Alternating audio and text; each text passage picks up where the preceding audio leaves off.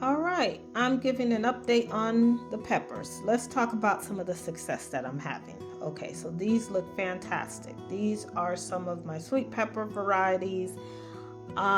They have done well, lots of good leaf growth on them. However, I am going to feed them with a little bit of nitrogen, and what I use is some fish fertilizer. It's a 511. 5 is nitrogen, so it is great in terms of giving them a boost of nitrogen for good leaf growth. I've had some yellowing on the leaves, and that's an indicator that it does need a little bit of nitrogen. As soon as these plants get some of their true leaves on them, you can add a little bit of fertilizer to them. Okay? This is an example of some of the challenges that I'm faced here. This is the variety of pepper that was gifted to me, and I saved the seeds from last season, so I did not buy the seeds.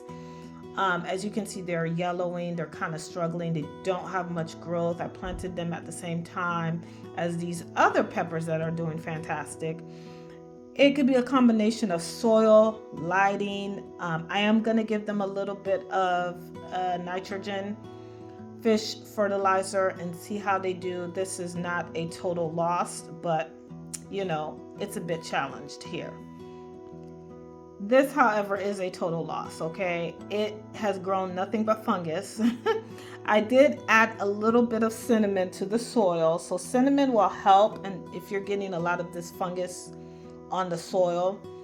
So that's what this stuff is. It's just a little cinnamon. But these are my banana peppers that never did germinate. They are some old seeds. I kind of knew going into it that they may not germinate. So I'm chucking it up to the seed and not me.